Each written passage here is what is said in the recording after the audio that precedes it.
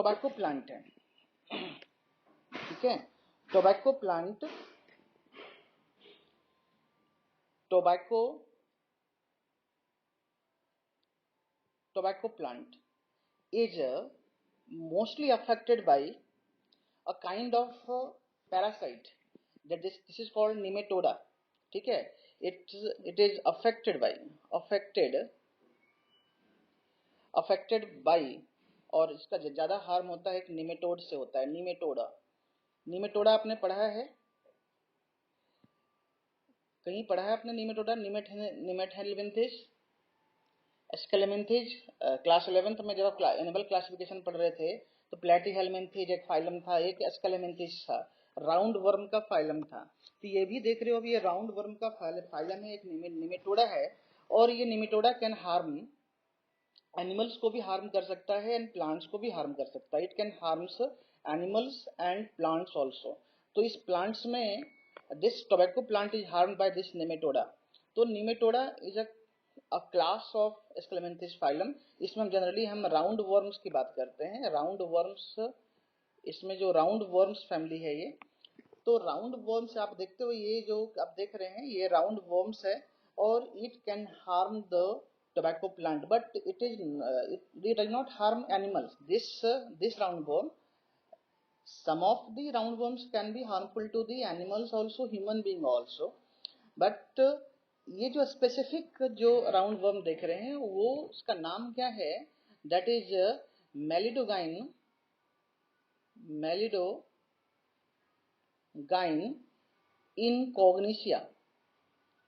इनकॉग्निशिया। This is a nematode. This is a nematode, and this nematode is harmed. This nematode harms tobacco plant. What does it do? You can see that it can enter into the roots. ये roots में enter, ये जो आप root देख रहे हैं, this is the root part of the tobacco plant. ये आपका tobacco plant है और ये आपका roots है, ठीक है। मान लीजिए ये roots है, ये this is tobacco plant.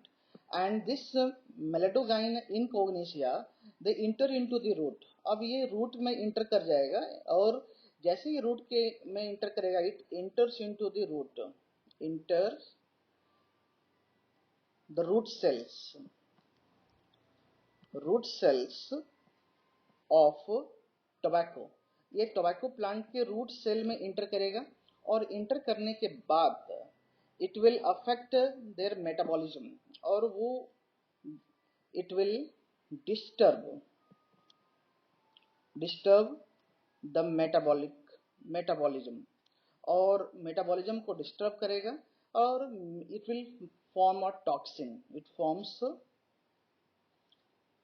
toxin और इसी टॉक्सिन के बनने से इसके रूट में बहुत सारे नॉट बन जाएंगे, नॉट, ठीक है। आप देख रहे होगे, अब राइट साइड में पिक्चर मैंने दिखाया रूट के पास, there you can see the knots. तो ये क्या नॉटिंग कॉज करेगा, इट नॉट्स बन जाएंगे, बहुत सारे नॉट्स, गांठें बन जाएंगे। तो and it causes knotting in the roots, knotting in the roots of which plant? Roots of which plant? Yes, and because of this knotting, the proper growth of the root will not take place. The proper root का growth नहीं होगा तो root के metabolism में disturbance होगा। तो metabolism मतलब कि रूट का फंक्शन क्या है? To absorb the water and soil nutrients from the soil to and send it to the stem part, upper part of the plant. अब मान लीजिए यही बेचारा खुद सफर कर रहा है, रूट्स ही खुद कुछ डिजीज से सफर कर रहा है, तो इसके मेटाबॉलिक एक्टिविटी जो है वो स्लो डाउन हो जाएगा। It will be affected vigorously and it won't be able to do its work properly and the plant will not get sufficient amount of nutrients and क्या होगा, धीरे धीरे प्लांट सूखने लगेगा, they will start dying and इस तरह से plant जब अर्ली डाई हो जाएगा, है ना, वो मैच्योरिटी से पहले अगर वो उसका ग्रोथ रुक जाए, स्टंट हो जाए, तो आपका जो क्रॉप प्रोडक्शन है दैट विल बी रिड्यूस्ड। तो टोबैको प्रोडक्शन आपका क्या हो जाएगा, रिड्यूस हो जाएगा, टोबैको प्रोडक्शन रिड्यूस्ड। अब मान लीजिए टोबैको प्रोडक्शन रिड्यूस हो गया तो हार्म होगा फार्मर्स को, जो इसको टोबैको जो ये कर रहे हैं। तो इस in this way it affects. अब बताइए कि when meladogine in cognitia as a kind of nematode, ठीक है, and this nematode enters into the root cells of the tobacco plant। अब मान लीजिए इसके सेल में जब जाएगा, मान लीजिए ये एक रूट सेल है, रूट सेल है, रूट सेल में जैसे इंटर करेगा तो वो न्यूक्लियस में भी इंटर करेगा, न्यूक्लियस में जाएगा एंड न्यूक्लियस में क्या करेगा, वो जा करके इसके साथ इसके जो जीनोम्स है, इस सेल के अंदर जो जीनोम्स है उस जीनोम में जाके अटैच हो जाएगा और अटैच हो करके उस जीनोम मतलब डीएनए, उस डीएनए से ये अटैच हो करके वहां पर क्या करेगा, वहां पर ये जा करके उसी के मेटाबॉलिक उसका ही खुद सेल मैकेनिज्म को यूज करेगा, मतलब उस प्लांट के सेल मैकेनिज्म को यूज करेगा और उस मैकेनिज्म को यूज करके उसके जीनोम के साथ ये जा करके अटैच हो जाएगा। इसका जीनोम, किसका genome, genome of genes from the meloidogyne incognita. और इसका ये अटैच होने के बाद ये रेप्लिकेट होगा, ट्रांसक्राइब होगा, वहां पर ट्रांसक्रिप्शन के बाद ट्रांसलेशन होगा और ट्रांसलेशन के बाद ही वो क्या बनाएगा, टॉक्सिन बनाएगा। It will form toxin after expression of nematode gene, after expression of nematode gene। अब जो nematode gene जो अंदर इंट्रोड्यूस हो गया है, जब ये अंदर गया उसके सेल में, अब ये निमेटोड जीन जो इंट्रोड्यूस हो गया, ये nematode gene, this is nematode gene, ये निमेटोड जीन है, निमेटोडा का इस पैरासाइट का जीन है। Nematode genes will be expressed और जब ये एक्सप्रेस होगा it will form a toxin. Nematode gene expression के बाद एक टॉक्सिन बनाएगा and that toxin will cause root knot and this knot will reduce the production of crops। in this way this harms। अभी ये resistant नहीं बना सके हम लोग। अब ये बता रहा हूं मैं कि ये टोबैको प्लांट मेलेडोगाइन इन कोग्निशिया से कैसे हार्म पहुंचता है इसको, how it gets harmed by meloidogyne nematode parasite. अब इससे हार्म हो रहा है, अब इस हार्मफुल इफेक्ट इसका कम करने के लिए what should we do, we have to make this crop plant, tobacco plant pest resistant। pest, this is the pest, ये नेमेटोड ही है यहाँ पर, ये पेस्ट है आपके लिए, ये जो राउंड वर्म्स है नेमेटोडा, ये इस प्लांट के लिए पेस्ट है। अब इस पेस्ट से हमें इस रेजिस्टेंट बनाना है तो क्या करना पड़ेगा, अब बताइए, कोई बता सकते हो? क्योंकि ये प्लांट, ये जो मेलेडोगाइन कोनिशिया है, ये सॉइल में रहने वाला है, सॉइल से ये रूट में आराम से इंटर कर जाता है और इंटर करने के बाद एक बार अगर इसके सेल मैकेनिज्म में चला जाता है तो ये एक्सप्रेस होगा, एक्सप्रेस होने के बाद प्रोटीन बनाएगा। एक्सप्रेशन का मतलब क्या हो रहा है, what you mean by gene expression, मतलब which are the processes comes under gene expression. Gene expression is regulated at which levels, कौन कौन लेवल पे ये एक्सप्रेशन रेगुलेट होता है? Yes, mostly transcription level and translation level. तो आप मान लीजिए इसमें से कोई एक प्रोसेस को इस जीन का रोक दें, ये जीन का ट्रांसक्रिप्शन रोक दें या फिर इस जीन का ट्रांसलेशन रोक दें, तो ये प्रोटीन बना पाए, ये टॉक्सिन बना पाएगा क्या?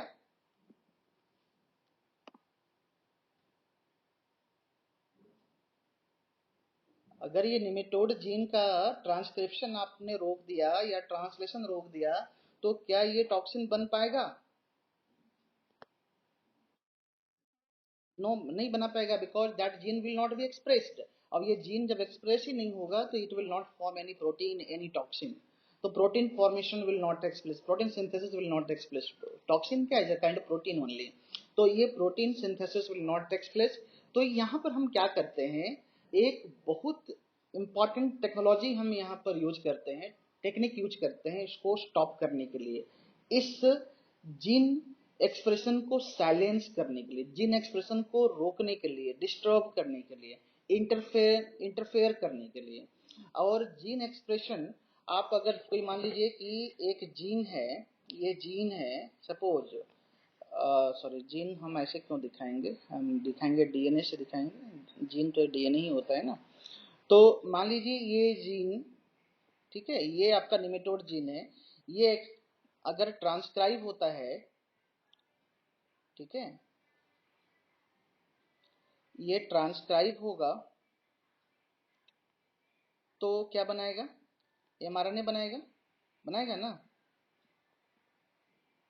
नहीं बनेगा। और after this mRNA will undergo translation, और उस ट्रांसलेशन के बाद बनेगा प्रोटीन, और यही प्रोटीन है जो टॉक्सिन है, जो बना रहा है इस रूट के अंदर। तो हम या तो हम इसको रोक दें, सी, या तो हम ट्रांसक्रिप्शन को रोक दें, ट्रांसक्रिप्शन रोक दें, और नहीं तो ट्रांसलेशन रोक दें, ठीक है। तो दोनों में से कोई एक हम रोक देंगे तो ये प्रोटीन नहीं बनेगा, ठीक है। तो हम यहाँ पर क्या रोकेंगे, हम ट्रांसक्रिप्शन नहीं रोकेंगे, we will stop translation, will stop translation। how? by a technique that is called RNA interference। मतलब इस mRNA को ट्रांसलेट होने से इंटरफेयर कर देंगे, तो ये mRNA will not translate into protein। So this technique is called RNA interference। So next our जो टॉपिक है एक्चुअली आज का, हम उस प्लांट को, टोबैको प्लांट को पेस्ट रेजिस्टेंट बनाएंगे by a process, by a technique that is called RNA interference, और it is also called gene silencing. Why is it called gene silencing? Because gene is not getting expressed, gene express नहीं हो रहा है। तो gene express नहीं हो रहा है मतलब जीन साइलेंस हो गया, ठीक है। तो ये प्रोसेस जो है RNA interference is a biological process, is naturally occurring process है, बायोलॉजिकल प्रोसेस है, and we also can call it, can say that this is a naturally occurring process। हर यूकैरियोट्स में ये प्रोसेस हो रहा है automatically, naturally occurring process. In which क्या होता है, in which RNA molecule inhibits gene expression. RNA molecule जो है जीन एक्सप्रेशन को रोकता है, मतलब क्या रोकता है, ट्रांसलेशन प्रोसेस इज इनहिबिटेड। और how? By neutralizing targeted mRNA molecule, उस एमआरएनए मॉलिक्यूल को डिस्टर्ब करके, जो एमआरएनए मॉलिक्यूल ट्रांसलेट होने के बाद प्रोटीन बनाने वाला था, वो mRNA molecule will be neutralized, will be disturbed, will be broken down, और will be क्या कर सकते हैं उसको, कि उसको डिस्टर्ब, इंटरफेयर कर देंगे इंटरफेरेंस से। तो this is called RNA interference. RNA interference क्या है कि एक बायोलॉजिकल प्रोसेस है जिसमें आरएनए मॉलिक्यूल इनहिबिट करेगा gene expression, where gene expression is silenced और translation is blocked, translation process is blocked. How? By neutralising or by disturbing mRNA, targeted mRNA molecule। It is also called gene silencing, or it is also known as post transcriptional gene silencing। मतलब transcription तो हो जाएगा, उसके बाद का gene, उसके बाद gene will not express, that is why it is called transcriptional gene silencing। Is it clear? अब देखिए कैसे करते हैं, कैसे होता है।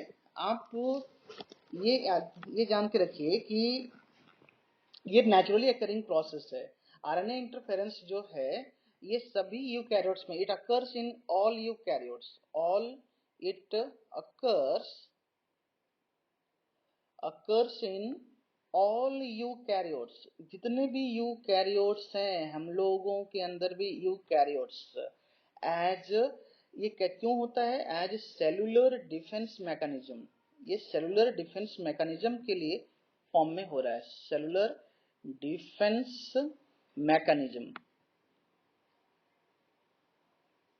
मैकेनिज्म, ठीक है।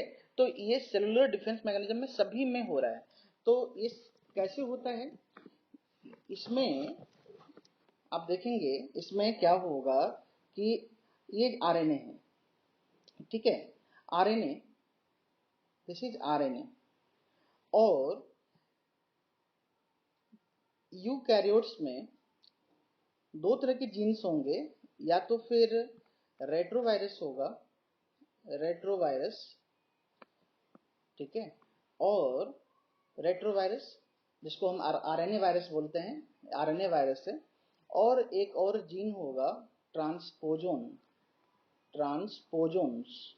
ट्रांसपोजोन मतलब कहते हैं इसको जंपिंग जीन भी कहते हैं। ट्रांसपोजोन्स को हम लोग जंपिंग जीन कहते हैं, या फिर ऑलवेज क्या कहते हैं, लोकेशन चेंजिंग जीन्स कहेंगे। जंपिंग जीन इसलिए बोल रहे हैं क्योंकि हमेशा वो लोकेशन चेंज करता रहता है, ठीक है, तो इसलिए इसको जंपिंग जीन्स भी कह सकते हैं, कहते हैं, ठीक है। तो ये ट्रांसपोजन जो है लोकेशन चेंजिंग जीन्स। अब ये जो वायरस जब अब आपके बॉडी में इंटर कर जाता है, ये तो ऑलरेडी प्रेजेंट है बॉडी में, ट्रांसपोजन्स यूकैरियोट्स में। और कुछ रेट्रोवायरस जब आप इंटर कर जाता है तो क्या होता है कि आपके बॉडी में ये आरएनए है, ठीक है, ये आरएनए है, आपके बॉडी में ये आरएनए बनता है। जब ये इंटर कर जाएगा तो it will form a double stranded RNA, it will form a complementary double stranded RNA. ये आपका सिंगल स्ट्रैंडेड आरएनए है, एसएस, ठीक है। जब ये मान लीजिए आपके एक आरएनए है और ऑलरेडी एक और आरएनए और एक और आरएनए वायरस जिससे आरएनए आपके बॉडी में इंटर कर जाएगा, या फिर ट्रांसपोजन जो जीन्स है वो अगर ट्रांसक्राइब होगा तो उसका जो आरएनए बनेगा वो आरएनए इस आरएनए से जो आपके मेन जो क्रोमोसोमल आरएनए है, जो ट्रांसक्राइब्ड आरएनए है, ठीक है, उसके साथ एक कंप्लीमेंट्री बेस पेयरिंग के साथ, ठीक है, कंप्लीमेंट्री बेस पेयरिंग के साथ डबल स्ट्रैंडेड आरएनए बन जाता है, डबल स्ट्रैंडेड आरएनए। देखिए जहां नहीं समझ में आ रहा होगा तुरंत इमीडिएटली मुझे बताएंगे आप, ठीक है। डबल स्ट्रैंडेड आरएनए बन जाएगा, और डबल स्ट्रैंडेड आरएनए जो, हाँ, इज इट क्लियर, समझ में आ रहा है? डबल स्ट्रैंडेड आरएनए में ये कंप्लीमेंट्री होंगे, जो आरएनए है वो सेंस आरएनए, दूसरा जो होगा एंटी सेंस आरएनए, तो दोनों एक कंप्लीमेंट्री बनाएंगे, complementary double stranded RNA, complementary double stranded RNA बनेगा। और उसमें आपका दो चीज होंगे, एक होंगे सेंस स्ट्रैंड होगा इसमें, जो दो स्ट्रैंड आप देख रहे हो ना, एक स्ट्रैंड इसमें होगा सेंस स्ट्रैंड, और दूसरा स्ट्रैंड जो होगा एंटी सेंस स्ट्रैंड होगा, एंटी सेंस स्ट्रैंड होंगे, ठीक है। तो दो स्ट्रैंड्स बनेंगे इसमें, एक सेंस स्ट्रैंड दूसरा एंटी सेंस स्ट्रैंड, ये दोनों मिलकर के कंप्लीमेंट्री बेस पेयरिंग करेंगे और it will form a double stranded RNA. अभी तक आपने डबल स्ट्रैंडेड डीएनए ही पढ़ा था ना, ये डबल स्ट्रैंडेड आरएनए बनेगा। और ये double stranded RNA, this RNA will help you in cellular defence mechanism. मान लीजिए कोई आपके बॉडी में कोई जर्म्स इंटर कर जाता है, या कोई ऐसा पैथोजन इंटर कर जाता है, और वो पैथोजन आपके सेलुलर मैकेनिज्म को यूज करके वो अपना जीन को एक्सप्रेस कराना चाहता हो, तो उस समय आपका ये जो डीएसआरएनए है जो बना हुआ है आपके बॉडी में, because of the help of that particular retrovirus, RNA virus, या फिर ट्रांसपोजोन्स, इससे जो ये डबल स्टैंडर्ड आरएनए बना है, यही डीएस आरएनए, ये जो डबल स्टैंडर्ड आरएनए जो बना है, यही DS RNA will disturb the gene expression of the pathogen. How? That I will show you now. अभी बताएंगे कि कैसे वो उसके मैकेनिज्म को डिस्टर्ब करता है, ठीक है। तो ये जो डीएस आरएनए जो कंप्लीमेंट्री आरएनए है, ये सभी यूकैरियोट्स में बन रहा होता है ऑटोमेटिकली। बार बार कह रहा हूँ, ये बन रहा होता है। कैसे बन रहा होता है? ये दो वायरस जो हमेशा बॉडी में इंटर कर जाता है, एक तो ये रेट्रोवायरस बॉडी में इंटर कर जाए, किस तरह से आरएनए वायरस से सर्दी हो जाती है तो आरएनए वायरस है ना वो, तो उस तरह से कुछ वायरस इंटर कर गया, या फिर ट्रांसपोजोन्स तो ऑलरेडी बॉडी में प्रेजेंट है, जो हमेशा जो अपना पोजीशन चेंज करता रहता है, ठीक है। तो ये ट्रांसक्राइब हो करके उसके साथ कम्प्लीमेंट्री बेस पेयरिंग कर लेगा इस आरएनए के साथ, and it becomes a double standard. इसमें एक सेंस स्ट्रैंड होंगे, दूसरा एंटी सेंस स्ट्रैंड होंगे। इज इट क्लियर है? Is it clear to all of you? अब आगे हम देखेंगे कि और क्या करता है। अब ये जो बनेगा, तो ये बनने के बाद ये क्या करता है। सो आई विल शो यू, सी, ये आपका कोई सेल है, आपके सेल का मैकेनिज्म है। ये जो देख रहे हैं ना, ये आपके सेल हैं, और उस सेल में आप देखिएगा, ध्यान से थोड़ा देखना। आप देखिए इस सेल में आपके यहाँ बन चुका है DsRNA, ठीक है, डबल स्ट्रैंडेड RNA बन चुका है। तो ये DsRNA बनने के बाद, ये DsRNA आपका कहाँ बना था? ये DsRNA आपका बना था न्यूक्लियस में, ये न्यूक्लियस से बाहर आ गया। बाहर आने के बाद ये DsRNA है, तो साइटोप्लाज्म में जैसे ही इंटर आएगा, साइटोप्लाज्म में बहुत से ये आपका जो ये ये ध्यान देंगे आपको, हम जो पहले लिए थे वो आपका एक ग्रीन कलर में लिया था और एक लिया था हमने ब्लू कलर में ना। तो ये आपका जो है DsRNA है, ये DsRNA आपके यहाँ सेल में बना है, ठीक है, आपके सेलुलर मैकेनिज्म के साथ में ये DsRNA बना। अब ये इट विल इंटरेक्ट विथ डाइसर्स, बहुत सारे इसमें डाइसर्स होंगे। तो जब साइटोप्लाज्म में जब ये जैसे ही आएगा, तो ये डाइसर्स के कांटेक्ट में आएगा, और ये जो डाइसर्स है वो एक तरह का राइबोन्यूक्लियेज एंजाइम है। राइबोन्यूक्लियेज एंजाइम मैंने पहले ही पढ़ाया था। राइबोन्यूक्लियेज एंजाइम क्या करता है?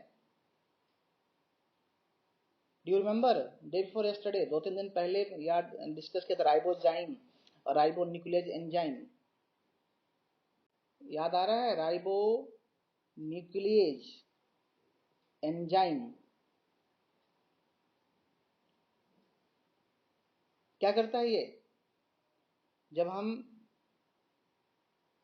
स्टेप्स पढ़ रहे थे RDNA को, यस वेरी गुड, RNA को वो डाइजेस्ट करता है। तो ये जो DsRNA है, ये डाइसर्स, गुड गुड, तो ये डाइसर्स जो है, ये इसके इंटरेक्शन, ये डाइसर्स के साथ इसका इंटरेक्शन होगा, और जैसे ये डाइसर के साथ इंटरेक्शन होगा, तो it will becomes a small interfering RNA fragments में टूट जाएगा। ये बहुत सारा फ्रैगमेंट्स में टूट जाएगा। तो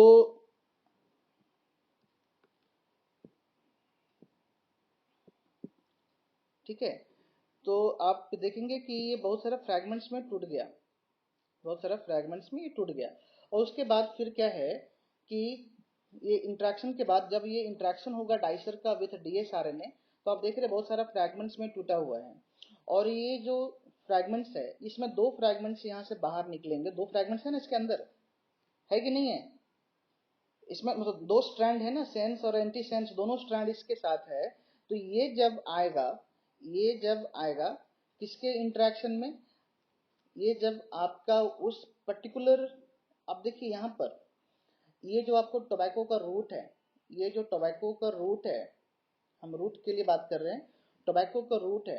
टोबैको का रूट में ये mRNA बन चुका है। मतलब जो आप क्या कर रहे थे कि उसका, आप इसके पहले हमने देखा था कि जो इसका जो निमेटोड जीन्स है, निमेटोड जीन्स ट्रांसक्राइब होता है, ट्रांसक्राइब होने के बाद mRNA बनता है।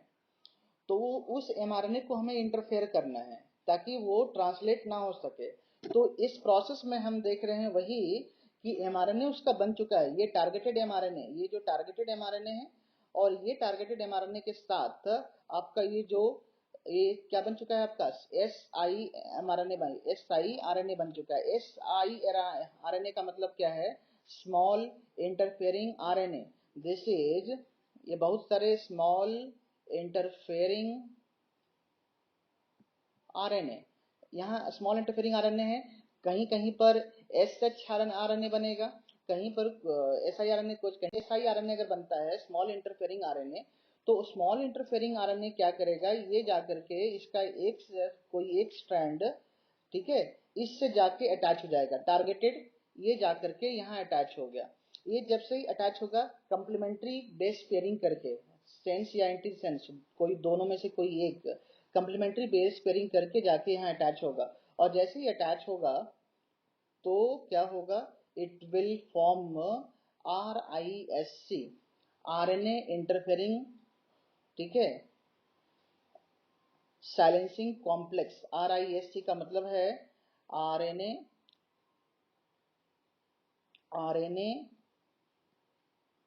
इंटरफेरिंग साइलेंसिंग कॉम्प्लेक्स बन जाएगा, ठीक है। अब ये कॉम्प्लेक्स बनना, RISC कॉम्प्लेक्स बना इस siRNA के साथ, ये कॉम्प्लेक्स, हाँ ठीक है ठीक है।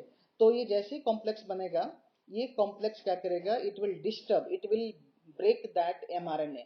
और mRNA, जो mRNA किसका था, ये नेमेटोड mRNA, जो नेमेटोड से बना था, नेमेटोड जीन का mRNA था, that nematode gene mRNA will be cleaved, मतलब that will be broken, that will be damaged, and this mRNA will damage, it will not express, and this will not translate। अब translate नहीं होगा, so translate नहीं होगा तो there will be no protein, और protein नहीं बनेगा तो उस टॉक्सिन, प्रोटीन मतलब टॉक्सिन नहीं बनेगा, तो टॉक्सिन नहीं बनेगा तो that plant will not B harmed, that plant, tobacco plant का जो tobacco plant will not be affected, not affected, ठीक है। टोबैको प्लांट का कोई प्रॉब्लम नहीं हुआ, नॉट अफेक्टेड। तो इस तरह से टोबैको प्लांट को हमने क्या बना दिया, पेस्ट रेजिस्टेंट बना दिया। लेकिन कैसे बनाया वो प्रोसेस हमें अभी नहीं पढ़ा है, इसको भी हम पढ़ेंगे, कल पढ़ेंगे, ठीक है। तो इतना में कोई किसी को दिक्कत है समझने में?